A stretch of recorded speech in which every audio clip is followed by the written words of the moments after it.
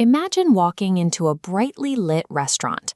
You step up to the counter, order a burger, a side of fries, and a large drink, and hand over $12.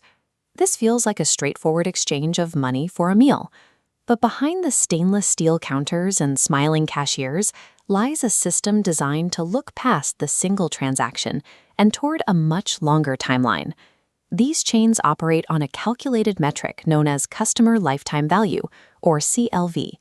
This is a mathematical projection of the total net profit a company expects to earn from a single person over the course of their entire life. In this system, you are a long-term data point. The corporation studies your buying patterns and physical vulnerabilities to guarantee a steady stream of revenue from you that can span decades. That single $12 purchase is merely one successful microtransaction within a much larger automated behavioral harvesting system. The acquisition phase begins early. Corporations deploy bright primary colors, playful environments, and mascots to bypass the rational filtering of adult consumers. They establish a deep brand loyalty directly with children, securing a future revenue stream from an impressionable age. Once that loyalty is planted, the physical placement of the restaurants ensures the brand remains a constant in daily life. Executives meticulously map out real estate near elementary schools, off busy highway exits, and along major commute choke points to prioritize absolute convenience. Then, they weaponize the immediate physical environment. The distinct smell of fresh fries and grilled meat is intentionally projected outward, drifting into streets and parking lots, to trigger a biological hunger response before a person even crosses the threshold. By saturating the physical environment and leveraging childhood associations, entering the restaurant becomes a programmed reflex.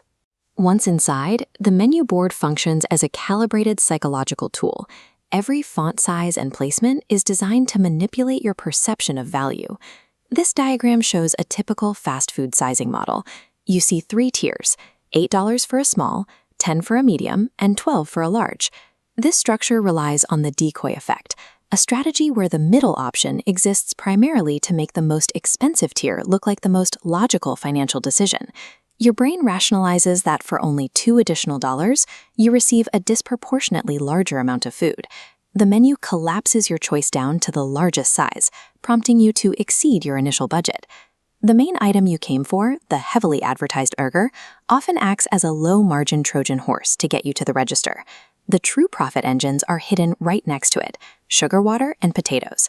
A large cup of soda costs the company pennies to produce, yet sells for $3 or more. By applying an astronomical markup to these cheap raw materials, they generate massive margins.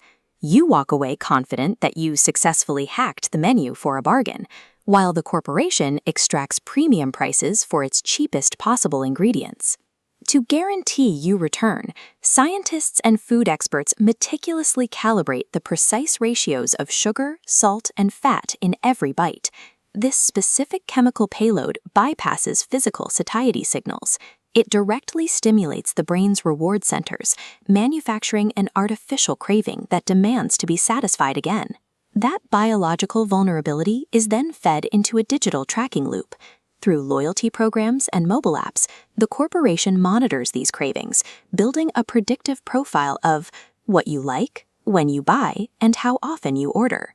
They weaponize this personal data using limited-time offers and push notifications.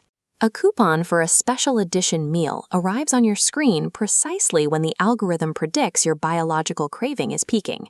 By managing biological impulses from the inside and digital environments from the outside, the corporation shifts a conscious decision into a managed, predictable habit.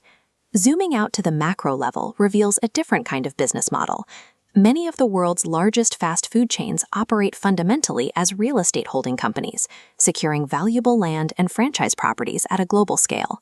The wealth sustaining this vast infrastructure is built on the aggregation of millions of cheap, daily transactions repeated across the globe. One simple order, repeated daily by millions of people around the world, quietly builds a towering corporate empire. The next time you step into a fast food environment, look at the surroundings.